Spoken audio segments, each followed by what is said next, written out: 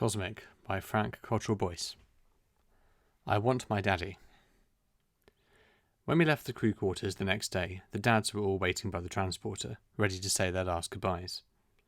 Monsieur Martinet, Samson One, and Eddie Xanadu, with 2 security guards, 1 on each side of him. They chatted to their boys, rubbed their hair and punched them in the shoulder.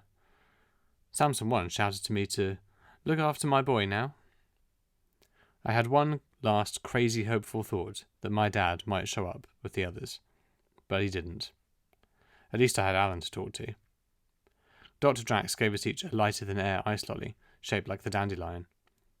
A last-minute treat, she smiled. When Infinity Park opens, we're going to sell these all over the world. Aren't they just delicious?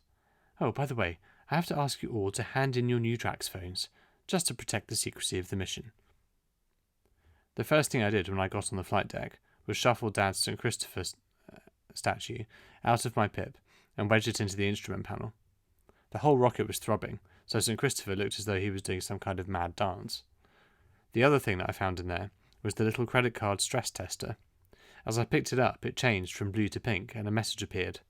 Just one word. Stressed.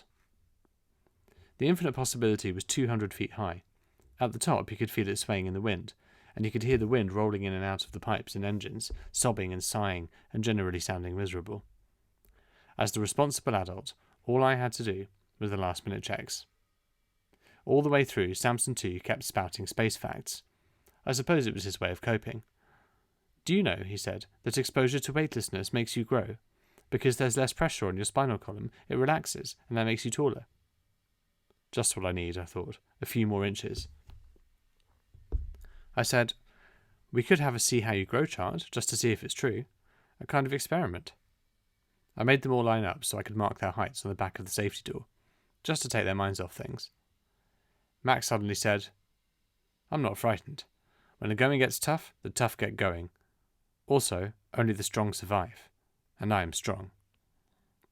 Yes, but I'm not strong, said Hassan. Does that mean I won't survive? Where's my daddy? I want my daddy. Florida said, your dad's probably in jail by now, which didn't help. The stress tester had changed from pink to scarlet. The message read, see doctor immediately. I said, we're all worried about takeoff. Let's stop thinking about it. Let's think about inflating our escape suits. In fact, let's do it. It hadn't just been the electric Ribena. I was right. It was distractingly funny. The kids all sat in their places. I made sure they were strapped in, made sure the suits were on properly, made sure they all remembered where the inflation buttons were. Then got in my own place and shouted, 3, 2, 1. The suits began to hiss and grow, and we all swelled up like giggling tangerines again. The suits expanded into every corner of the module, with just our heads sticking out. And then the countdown started. 20, 19, 18. I need a wee, said Hassan. Then do one. You've got your special suit on, don't forget.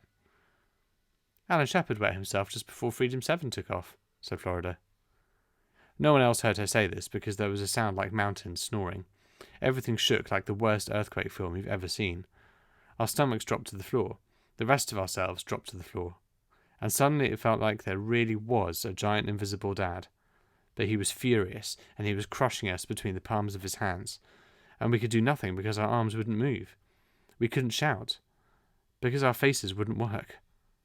And I remember thinking, if this is what it takes to get us up there, what is it going to take to get us down again?